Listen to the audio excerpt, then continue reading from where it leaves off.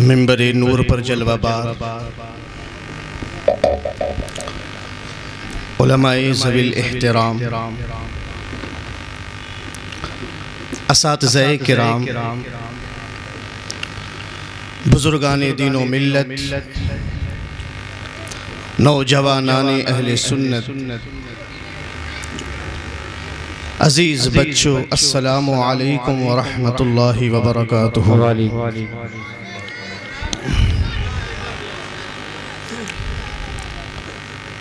الحمد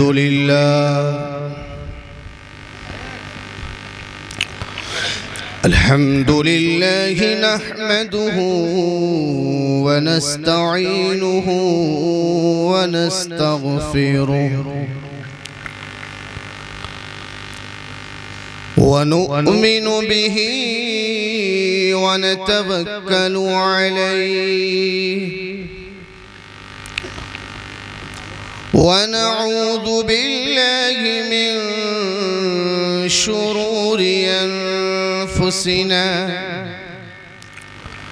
ومن سيئات أعمالنا،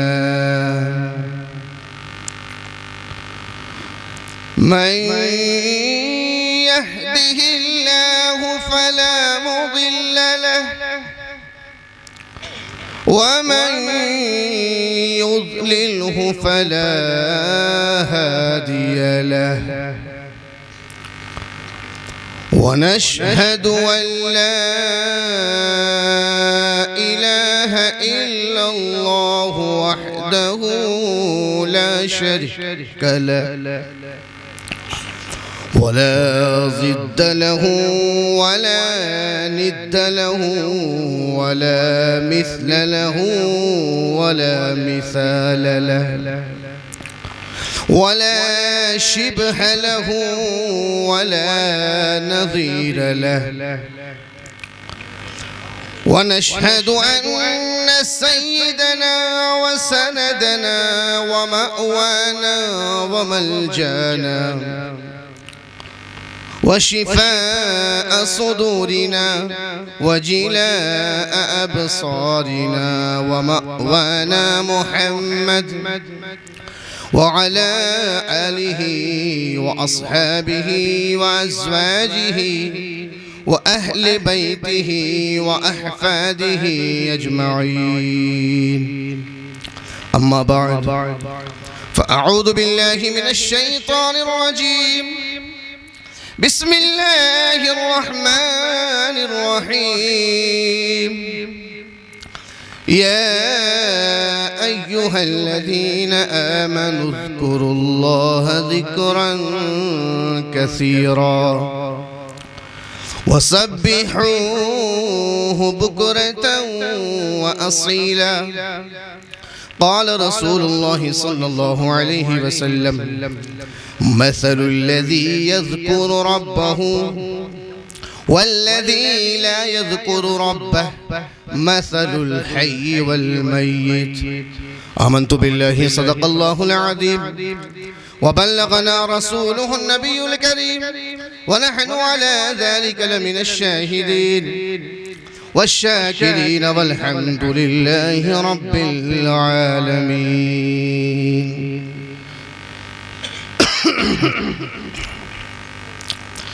درد دل کر مجھے عطا یا رب، درد دل کر مجھے عطا یا رب، دے میرے درد کی دوا یا رب، لاج رکھ لے گناہ گاروں کی، لاج رکھ لے گناہ گاروں کی، نام رحمان ہے تیرا یا رب، بے سبب بخش دے نہ پوچھ عمل۔ اگر اللہ ہمارے اعمال کے مطابق فیصلہ کرے گا، قرآن ارشاد فرماتا ہے وَلَوْ يُؤَاخِذُهُمُ اللَّهُ بِمَا كَسَبُوا مَا تَرَكَ عَلَى ظَهْرِهَا مِن دَابَّةٍ،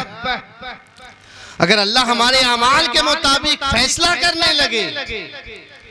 تو روئے زمین کے اوپر، اس روئے زمین پر چلنے والا کوئی چوپایا نظر نہیں آئے گا، ہر ایک اس کے عذاب میں گرفتار ہو جائے گا۔ اللہ ہمارے ساتھ فضل فرماتا ہے، بے سبب بخش دے نہ پوچھ عمل، نام غفار ہے تیرا یار، اور عیب میرے نہ کھول محشر میں، عیب میرے نہ کھول محشر میں، نام ستار ہے تیرا یا رب، نام ستار ہے تیرا یا رب، تو حسن کو اٹھا حسن کر کے، ہو مع الخیر خاتمہ یا رب، ہو مع الخیر خاتمہ یا رب۔ عزیزان ملت اسلامیہ، یہ خوبصورت سی جو محفل آپ کے سامنے دکھائی دے رہی ہے، الحمدللہ مدرسہ حنفیہ قادریہ اپنی پوری برق رفتاری کے ساتھ حضرت مولانا صدر محفل میرے عزیز مولانا علی اختر صاحب قبلہ کی سرپرستی میں اپنی تعمیر اور ترقی کے راستے پر گامزن ہے، اور جو اہل خیر حضرات تعاون کرتے ہیں، امداد کرتے ہیں اس مدرسے کے لیے، آج انشاءاللہ اس کے نتائج کو اپنی آنکھوں کے سامنے وہ لوگ ملاحظہ کریں گے۔ اللہ سبحانہ وتعالیٰ کی بارگاہ میں دعا ہے کہ اللہ تبارک وتعالیٰ اس مدرسے کے اراکین، اس کے تمام اساتذہ اور تمام اہل خیر حضرات کو دنیا و آخرت کی سرخروئی عطا فرمائے۔ بارگاہ رسالت مآب صلی اللہ علیہ وسلم میں ایک مرتبہ درود پاک پڑھیں، اللہم صلی علی سیدنا و مولانا محمد معدن الجود والکرم، منبع العلم والحلم والحکم والہ وبارک وسلم، صلاۃ و سلاما دائما سرمدا علیک یا رسول اللہ صلی اللہ علیہ وسلم۔ میری کوشش یہی رہے گی اور میری آپ سے درخواست بھی یہی رہے گی کہ آپ اسی انداز میں، پرسکون انداز میں چند کلمات خیر جو میں آپ کے سامنے پیش کرنے کی کوشش کروں گا اسے سماعت کریں۔ عزیزان ملت اسلامیہ، اگر آپ انسان کی زندگی کو قریب سے دیکھیں، انسان کی زندگی کا مطالعہ کریں، تو آپ کو یہ نظر آئے گا کہ انسان اپنی زندگی کو پرسکون اور خوشحال بنانے کے لیے کیا کچھ ہے جو نہیں کرتا ہے، جو کچھ اس کی طاقت و اختیار میں ہے، اس کی قوت میں ہے، وہ سب کچھ کرنے کی کوشش کرتا ہے تاکہ اسے ایک لگزری لائف حاصل ہو سکے، اسے آرام دہ زندگی حاصل ہو سکے، وہ ایک راحت بھری زندگی گزار سکے۔ لیکن ہم دیکھتے ہیں کہ بے انتہا کوششوں اور راحت و آرام کا بے شمار سامان ہونے کے باوجود انسان کے دل کو قرار نہیں ہے، انسان کے قلب میں اطمینان نہیں ہے، اس کے من میں سکون نہیں ہے۔ جدھر نظر اٹھائیں ہر شخص پریشان، ہر شخص پریشان حال دکھائی دیتا ہے، ہر انسان اپنے غموں کا، اپنے دکھوں کا رونا رو رہا ہے، ہر آدمی زندگی کے مسائل اور الجھنوں میں گرفتار ہے۔ اس معاشرے کا ہر انسان تقریباً ٹینشن، ڈپریشن، فرسٹریشن کا شکار ہو چکا ہے۔ پریشانیاں، بیماریاں، ناکامیاں، تکلیفیں، رکاوٹیں، دھوکے، فریب، موت جیسے مسائل سے ہر انسان جوجھ رہا ہے۔ آخر سوال پیدا ہوتا ہے، جو انسان اتنا ایجوکیٹڈ ہے، اتنا تعلیم یافتہ ہے، اتنا ترقی کر چکا ہے، جس کے پاس ہر قسم کی فیسیلیٹیز ہے، جس کے پاس ہر قسم کی آسانیاں ہیں، ہر طرح کی سہولیات ہے، ہر مسئلے کا سلیوشن جس کے پاس ہے، وہ اسپریچولی، سائیکولوجیکلی، نفسیاتی اعتبار سے، روحانی اعتبار سے اتنا ٹوٹ پھوٹ کا شکار کیوں ہے؟ بظاہر تو اتنا خوش نظر آ رہا ہے، لیکن اس کے اندر کا انسان کیوں سسک رہا ہے، بلک رہا ہے، چیخ رہا ہے؟ اس کے باطن میں اتنی اداسی کیسی ہے؟ اس سوال کا جواب صرف یہ ہے کہ انسان کا سکون جس چیز میں رکھا گیا ہے، انسان اس چیز کو چھوڑ کر کے دوسری ہر چیز میں اپنا سکون تلاش کر رہا ہے، اپنا اطمینان تلاش کر رہا ہے، اطمینان قلب ڈھونڈ رہا ہے۔ انسان نے سکون تلاش کیا اپنی دولت میں، لیکن اسے معلوم چلا کہ دولت انسان کو سکون دینے میں ناکام ہے۔ انسان نے سکون تلاش کیا اپنی اولاد میں، لیکن اولاد ہمیشہ فرما بردار بن کر کے نہیں رہتی ہے، اور فرما بردار اولاد ہی سکون کا باعث ہوا کرتی ہے۔ انسان نے سکون تلاش کیا زمینوں میں، باغات میں، رشتوں میں، کوٹھیوں میں، کاروں میں، کارخانوں میں، فیکٹریوں میں، دکانوں اور مکانوں میں، حکومت اور اقتدار کی کرسیوں میں، لیکن انسان کو کہیں بھی سکون نظر نہیں آ رہا ہے۔ انسان کا سکون کس چیز میں ہے؟ جو چیز انسان کو سکون عطا کر سکتی ہے، اطمینان قلب عطا کر سکتی ہے، وہ صرف اور صرف اللہ سبحانہ وتعالیٰ کی یاد ہے۔ وہ صرف اور صرف اللہ سبحانہ وتعالیٰ کو یاد کرنے سے انسان کو سکون حاصل ہوگا، اللہ کا ذکر کرنے سے انسان کو اطمینان نصیب ہوگا۔ قرآن پاک میں اللہ سبحانہ وتعالیٰ ارشاد فرماتا ہے، الا بذکر اللہ تطمئن القلوب، اللہ کے ذکر سے دلوں کو اطمینان نصیب ہوا کرتا ہے۔ اللہ کو یاد کرنے سے،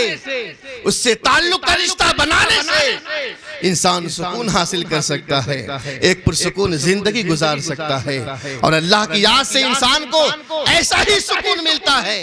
ایسا ہی چین ملتا ہے، ایسا ہی اطمینان ملتا ہے جیسے مچھلیوں کو پانی کے اندر سکون ملا کرتا ہے، جنگلی جانوروں کو جنگل میں ملا کرتا ہے، پرندوں کو فضاؤں میں ملا کرتا ہے۔ اور اتنا یاد رکھ لیں آپ، اس چیز کو اپنے ذہن و دماغ میں بٹھا لیں، اور جتنا جلدی ہو سکے سمجھ لیں کہ اگر اللہ کی یاد سے دور ہو کر کے ہم زندگی گزاریں گے تو ہماری زندگی میں کبھی سکون نہیں پیدا ہوگا، کبھی اطمینان نہیں حاصل ہو سکتا ہے۔ ویسے ہی بے چینی ہمارے دلوں میں رہے گی، جسے مچھلیوں کو نکالنے کے بعد ان کے اندر تو تڑپ دکھائی دیتی ہے، جو بے چینی دکھائی دیتی ہے، ویسی ہی بے سکونی ہماری زندگی میں نظر آئے گی۔ اللہ کی یاد سے غافل ہو کر زمین و آسمان کے خزانوں کا مالک ہو جائے، دولت و ثروت کا انبار جمع کر لیں، اچھی غذا استعمال کر لیں، اچھے لباس پہن لیں، لیکن آپ کا دل اداس، آپ کی روح بے چین، اور آپ کی طبیعت ہمیشہ افسردہ ہی رہے گی۔ عزیزان ملت اسلامیہ، اللہ سبحانہ وتعالیٰ قرآن پاک میں ارشاد فرماتا ہے ایک مقام پہ، یا ایھا الذین آمنوا اذکروا اللہ ذکرا کثیرا، اے ایمان والو اللہ کا ذکر کرو، خوب کرو، صبح و شام اس کی تسبیح بیان کرو، اس کو یاد کرو۔ اور آقا کریم صلی اللہ علیہ وسلم حدیث پاک میں ارشاد فرماتے ہیں کہ اللہ کو اس کثرت کے ساتھ یاد کرو،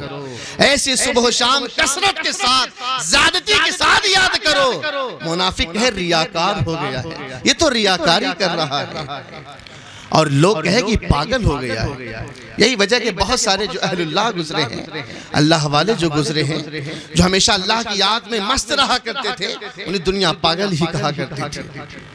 برادران اسلام، اور حدیث پاک میں اللہ کے نبی صلی اللہ علیہ وسلم نے ارشاد فرمایا، جنتیوں کو جنت میں جانے کے بعد کسی چیز کا ملال نہیں ہوگا، کسی چیز پر افسوس نہیں ہوگا، سوائے اس گھڑی اور لمحے کے جو دنیا کے اندر اللہ کی یاد کے بغیر گزاری گئی ہوگی۔ صرف اسی لمحے میں انسان حسرت کرے گا، افسوس کرے گا کہ اتنے اچھے لمحے تھے اور میں نے اللہ کی یاد سے دور ہو کر کے زندگی گزار دی ہے۔ ایک حدیث پاک میں اللہ کے نبی صلی اللہ علیہ وسلم نے ارشاد فرمایا، مثل الذی یذکر ربہ والذی لا یذکر ربہ مثل الحی والمیت، جو اللہ کو یاد کرتا ہے، اللہ کی یادوں کے ساتھ زندہ رہتا ہے، اللہ کی یادوں کے ساتھ صبح و شام کرتا ہے، اس کی مثال، اور جو لوگ اللہ کو یاد نہیں کرتے ہیں، اللہ کے ذکر کے بغیر رہتے ہیں، ان دونوں کی مثال زندہ اور مردہ شخص کی طرح ہے۔ یعنی جو اللہ کو یاد کرتا ہے جو اللہ کا ذکر کرتا ہے اس کی مثال زندہ شخص کی طرح ہے، اور جو اللہ کو یاد نہیں کرتا ہے اس کی مثال مردہ شخص کی طرح ہے۔ ذکر سے مراد صرف اللہ اللہ اللہ یہی نہیں ہے، یہ تو زبان کا ذکر ہے۔ بزرگان دین فرماتے ہیں ہر عضو کا، بدن کے ہر حصے کا الگ الگ ذکر ہے۔ آپ محفل خیر میں آئے ہیں، اس نیک مجلس میں حاضر ہوئے ہیں، یہ آپ کے پیر کا ذکر ہے۔ آپ اپنے ہاتھوں کے ذریعے سے کسی دکھیارے کی مدد کر دیں گے، یہ آپ کے ہاتھ کا ذکر ہے۔ آپ کلام عظیم کی تلاوت کریں گے، یہ زبان کا ذکر ہے۔ آپ حق بات سن رہے ہیں، یہ کانوں کا ذکر ہے۔ تو ہر عضو بدن کا الگ الگ ذکر ہے۔ برادران اسلام، تو اللہ کی یاد کے سہارے، اللہ کے ذکر کے سہارے ہمیں زندگی گزارنا ہے۔ یہی اسلام ہمیں سکھاتا ہے، یہی اسلام کی تعلیمات ہے۔ اسلام means submission to Allah۔ اسلام کا مطلب یہی ہے کہ اپنے آپ کو، اپنے معاملے کو، اپنے ساری زندگی کے ہر معاملے کو اپنے رب کے حوالے کر دو۔ اپنی زندگی میں اللہ کو شامل کریں، اپنے ہر معاملے میں اللہ کو داخل کر لیں، پھر آپ کبھی ٹوٹیں گے نہیں، کبھی آپ بکھریں گے نہیں، کبھی آپ ڈپریشن کا شکار نہیں ہوں گے۔ اور یہی چیز ہمیں خود میں، اپنی زندگی میں اسلام کو داخل کرنا ہے، اور اپنے بچوں کے دلوں میں بھی اسلام کی محبت کو جاگوزی کرنا ہے۔ برادران اسلام، آج آپ کے سامنے ایک سوال ہے، بہت غور سے سنیں۔ دنیا سے ہر انسان کو جانا ہے، ہر شخص کو داغ مفارقت دینا ہے، اس دنیا کو چھوڑنا ہے۔ ہر انسان اپنی اولاد کی بہتری چاہتا ہے، ہر شخص اپنی اولاد کے بارے میں بہت ہی مخلص ہوا کرتا ہے، بہت ہی سینسیئر ہوا کرتا ہے۔ ہم اپنی اولاد کو کیا دے کر کے جائیں دنیا سے؟ آپ فرض کریں، آپ سوچیں، سپوز آپ کی موت ہونے والی ہے، آپ دنیا سے جانے والے ہیں، آپ مرنے سے پہلے اپنے بچوں کو ایک آخری بات بتانا چاہیں، یعنی آپ کے پاس صرف اتنا وقت ہے کہ آپ اپنے بچوں کو صرف ایک آخری بات بتانا چاہتے ہیں۔ آپ سوچیں وہ آخری بات کیا ہوگی؟ پوری ایمانداری کے ساتھ، پوری دیانتداری کے ساتھ اور صاف گوئی کے ساتھ آپ یہ فیصلہ کریں کہ وہ آخری بات، آپ کی زندگی کے لیے سب سے اہم آخری پیغام کیا ہوگا، جسے موت کے بستر پر آپ اپنی اولاد کو بطور امانت سپرد کرنا چاہتے ہیں۔ بعض لوگ اس وقت زمین، جائیداد اور پراپرٹی کے مسئلے کو لے کر کے فکر مند ہوتے ہیں۔ بعض حضرات موت کی اس تکلیف کو لے کر کے پریشان ہوتے ہیں، نزع کی جو کیفیت ہوتی ہے اس کے بارے میں سوچ کر کے پریشان ہوا کرتے ہیں۔ کچھ حضرات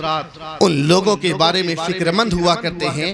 جنہیں دنیا میں وہ پیچھے چھوڑ کر کے جا رہے ہوتے ہیں۔ لیکن ہم کیسے جانیں، ہمیں کیسے معلوم ہو کہ مرنے سے پہلے اپنے بچوں کو بتانے کے لیے سب سے اہم آخری پیغام کیا ہے؟ قرآن عظیم نے، اللہ سبحانہ و تعالیٰ نے اپنے نبیوں کی زندگی میں ہمیں بہت سارے اشارات دیے ہیں، بڑی تعلیمات دی ہیں، اسباق دیے ہیں۔ آپ ابراہیم علیہ السلام کی زندگی کا مطالعہ کریں، یعقوب علیہ السلام کی زندگی کا مطالعہ کریں، انہوں نے ہمیں بتایا، ہمیں سمجھایا، ہمیں تعلیم دی کہ مرنے سے پہلے ہم اپنی اولاد کو کیا وصیت کریں، کیا پیغام دے کر کے دنیا سے جائیں۔ ان کے نگاہ میں سب سے اہم کام کیا تھا، سب سے اہم پیغام کیا تھا، جس کو انہوں نے موت کے بستر اپنی اولاد کے حوالے کیا۔ قرآن عظیم اس کی منظر کشی کرتا ہے، وَوَصَّى بِهَا إِبْرَاهِيمُ بَنِيهِ وَيَعْقُوبُ۔ جب ابراہیم اور یعقوب علیہ السلام نے اپنی اولاد کو وصیت کی، یا بنی، نام نہیں لیا بچوں کا، اے میرے بیٹے، اے میرے بچوں، اے میرے بیٹوں، ان اللہ اصطفیٰ لکم الدین، بے شک یہ دین برحق اللہ نے تمہارے لیے چن لیا ہے۔ اس دین اسلام کو اللہ نے تمہارے لیے پسند کر لیا ہے، اب اس کا حق اس طریقے سے ادا کرنا کہ اپنی زندگی کو، اپنے عقائد کو، اپنے نظریات کو، اپنے اخلاق و کردار کو، اپنی عادات و اطوار کو اسلام کے سانچے میں، اسلام کی تعلیمات میں اس طرح ڈھال دینا کہ موت بھی آئے وَلَا تَمُوتُنَّ إِلَّا وَأَنْتُمْ مُسْلِمُونَ، کہ اگر موت بھی آئے تو ایمان کی حالت میں آنی چاہیے۔ سبحان اللہ۔ دنیا سے جاؤ تو اسلام کی حالت میں جاؤ، مسلم ہو کر کے دنیا سے جاؤ، اور دنیا کا بڑے سے بڑا طوفان اسلام کے راستے سے آپ کے قدم کو ہلا نہ سکے، اسلام کے دائرے سے آپ کے قدم کو باہر نہ کر سکے، زمین ٹل جائے، آسمان پھٹ جائے، زمانہ زیر و زبر ہو جائے، مگر خبردار اسلام کا دامن، اسلام کی رسی ہاتھ سے نہیں چھوٹنا چاہیے۔ یہ کام کرنا ہے اور بچوں تک، اپنی اولاد تک اس پیغام کو پہنچانا سب سے اہم ذمہ داری، اہم ترین ذمہ داری ہے، جس کو نبیوں نے اور پیغمبروں نے اپنی اولاد کے حوالے کیا۔ اور یعقوب علیہ السلام کی وصیت سنیں، بڑا ہی جاندار، بہت ہی شاندار۔ دیکھیں موت کے وقت، موت کا جو لمحہ ہوتا ہے وہ ایسا لمحہ ہوتا ہے کہ موت کی سختی جب سامنے آتی ہے تو پھر دوسری کوئی چیز سجھائی نہیں دیتی ہے، کچھ سمجھ میں نہیں آتا ہے کیا بولا جائے، کیا کہا جائے، کیا وصیت کی جائے۔ انسان خود میں ایسا انوالو رہتا ہے، ایسا بے خود رہتا ہے، بے خودی کی ایسی کیفیت رہتی ہے، کچھ سجھائی نہیں دیتی ہے۔ انسان کی نگاہیں اس دنیا سے نکل کر کے اگلی منزل کی طرف متوجہ ہونے لگتی ہیں، لیکن جو اہل اللہ ہوا کرتے ہیں، جو اللہ کے نبی ہوا کرتے ہیں، جو اللہ کے پیغمبر ہوا کرتے ہیں، وہ اس وقت بھی اپنی ذمہ داریوں کے بارے میں فکر مند ہوا کرتے ہیں، اس وقت بھی وہ اپنی اولاد کو دین کا تحفہ دے کر کے جانے کی فکر کرتے ہیں، دین کی پراپرٹی، اسلام کا تحفہ، عقائد کا گفٹ دے کر کے جانے کی فکر کرتے ہیں۔ یعقوب علیہ السلام کا جب آخری لمحہ آتا ہے، اپنے 12 اولاد کو جمع کرتے ہیں، بلاتے ہیں اور کہتے ہیں میرے بچوں، میرے تو جانے کا وقت آ گیا ہے، میرے چل چلاؤ کا وقت آ گیا ہے، میں دنیا سے جانا چاہ رہا ہوں، میری جدائی کا وقت آ گیا ہے، لیکن میں اس اطمینان کے ساتھ، اس تسلی کے ساتھ دنیا سے جانا چاہتا ہوں۔ میرے ذہن میں ایک سوال ہے، ایک کوشچن ہے، اس کا جواب میرے بچوں تمہیں دینا ہے، اور وہ سوال یہ ہے ما تعبدون من بعدی، اے میرے بیٹو یہ بتاؤ میں جا رہا ہوں، میرے بعد تم کس کی بندگی کرو گے، کس کی عبادت کرو گے، کس کی پرستش کرو گے۔ یعقوب علیہ السلام کی زندگی اور آپ کی ساری تعلیمات ان کے سامنے موجود تھی، اور آپ نے یہی تبلیغ بھی کی تھی انہیں۔ ان سارے بچوں نے یک زبان ہو کر کے کہا تھا نعبد الہک و الہ آبائک ابراہیم و اسماعیل و اسحاق الہ واحدہ ونحن لہ مسلمون۔ ابا جان ہم اسی خدا کی بندگی کریں گے، اسی خدا کی عبادت کریں گے جس خدا کی عبادت آپ کیا کرتے تھے، جس الہ واحد کی عبادت آپ کے عظیم آبا، آپ کے دادا ابراہیم، آپ کے چچا اسماعیل اور آپ کے ابا جان اسحاق علیہ السلام جس خدا کی بندگی کیا کرتے تھے، ہم بھی اسی ایک خدا کی بندگی کریں گے، اور آپ سے یہ وعدہ کرتے ہیں کہ ہم دنیا سے ضرور جائیں گے، لیکن ہم وَنَحْنُ لَهُ مسلمون، ہم مسلمان ہو کر کے اس دنیا سے جائیں گے، ہم اسلام کی حالت میں دنیا سے جائیں گے۔ برادران اسلام، ہماری زندگیوں میں ہزار کوتاہیاں سہی، لیکن ہمیں اس بات پر فخر ہے، ہمیں اس بات پر فخر نہیں ہے کہ ہم عالی شان کوٹھیوں میں رہتے ہیں، ہمیں اس بات پر فخر ہے، محبت ہے، اپنی اولاد سے الفت ہے، ان کے بارے میں اگر آپ مخلص ہیں تو آپ اپنی اولاد کو دین کا تحفہ ضرور دے کر کے جائیں۔ حضرت لقمان حکیم بہت بڑے دانا تھے، بہت بڑے بینا شخص تھے، بہت بڑے حکیم تھے۔ ان کی حکمت کے حوالے سے قرآن پاک میں پوری ایک سورت موجود ہے۔ بہت اچھے ان کے کوٹیز ہیں، بڑی اچھی تعلیمات ہیں، لیکن قرآن عظیم نے ان کی بہترین، ان کی جو نچوڑ ان کی تعلیمات کا تھا، اس نچوڑ کو قرآن عظیم نے اپنے دامن میں جگہ دی ہے، اور انہوں نے بھی اپنے بچوں کو بڑی پیاری وصیت کی ہے، بڑی پیاری نصیحت کی ہے. میرے بچوں، یا بنی، اے میرے بیٹے، لا تشرک باللہ، اللہ کی ذات اور اس کی صفات کے ساتھ کسی کو شریک مت کرنا. اس لیے کہ اللہ کی ذات اور صفات میں اگر کسی کو شریک کر لیا تم نے، اللہ کی بندگی میں، اس کی عبادت میں کسی کو شامل کر لیا، اللہ سارے گناہوں کو تو معاف کر سکتا ہے، لیکن کفر و شرک کو کبھی معاف نہیں کر سکتا ہے. میرے بچے، اس لیے کہ شرک سب سے بڑا ظلم ہے. ان الشرک لظلم عظیم، شرک سب سے بڑا ظلم ہے. ظلم جانتے ہیں کسے کہتے ہیں؟ جو ہماری درسگاہوں میں پڑھایا جاتا ہے، وضع الشیء فی غیر محلہ، چیزوں کو اس کی جگہ سے ہٹا کر کے دوسری جگہ رکھ دینا، یہ ہے ظلم. یہ امامہ ہم نے باندھ رکھا ہے، آپ نے ٹوپی پہن رکھی ہے، اس کا ٹھکانہ کیا ہے؟ اس کی جگہ کیا ہے؟ اس کا سر ہے. اگر ہم جوتے کو اپنے سر پہ رکھ لیں اور اپنے امامے کو پیر کے اوپر رکھ لے، پیر کے نیچے رکھ لے، تو یہ امامہ کے ساتھ ظلم ہے. اللہ سبحانہ وتعالی نے جو ہمیں نعمتیں عطا کی ہے، جو ہمیں جسم عطا کی ہے، اور جو یہ خوبصورت لباس، جو دنیا بھر کی جو نعمتیں عطا کی ہے، اللہ سبحانہ وتعالی کی نعمت کا حق یہ ہے اس کی بندگی کی جائے، اس سر کو اس کے سامنے سے جھکایا جائے، تبھی اللہ کی بندگی کا حق ادا ہو سکتا ہے. عزیزان ملت اسلامیہ، بڑے سے بڑا باپ بھی رہے گا، دنیا بھر کے انسانوں کو دھوکہ دے سکتا ہے، دنیا بھر کے لوگوں کے ساتھ فراڈ کر سکتا ہے، لیکن اپنی اولاد کے ساتھ کبھی فراڈ نہیں کرے گا، اپنی اولاد کو کبھی دھوکہ نہیں دے گا، اپنی اولاد کے حوالے سے وہ ہمیشہ مخلص رہے گا. جب لقمان حکیم اور بڑے بڑے نبیوں نے اپنے بچوں کو جو تعلیم دی ہے، آپ اندازہ لگائیں، آپ سوچیں، یہ تعلیمات کا نچوڑ تھا. اپنے بچوں کو وہ دھوکہ نہیں دے رہے تھے. اور مرنے کے وقت انسان جو اولاد ہوتی ہے، جو بچے ہوتے ہیں، زندگی پر تو اپنے ماں باپ کی باتوں پر توجہ نہیں دیتے ہیں، اور باپ بھی زندگی کے آخری لمحے میں وصیت اسی لیے کرتا ہے تاکہ میرے بچے میری زندگی میں تو میری باتوں سے، میرے فرمان سے لاپرواہیاں کی ہے، لیکن آخری وقت میں ہو سکتا ہے کہ میرے بچوں کو میری بات ان کے دل میں بیٹھ جائے. اس لیے آخری زمانے میں جو اہل اللہ ہوا کرتے تھے، اللہ کے جو نبی ہوا کرتے تھے، جو رسول ہوا کرتے تھے، وہ اپنے بچوں کو آخری زمانے میں نصیحت کیا کرتے تھے، وصیت کیا کرتے تھے. اور آخری زمانے کی باتیں اولاد ہمیشہ یاد رکھتی ہے. اس لیے اپنے بچوں کو دنیا کی ساری نعمتوں کے ساتھ ساتھ آپ دین کی تعلیم دینا ہرگز نہ بھولیں.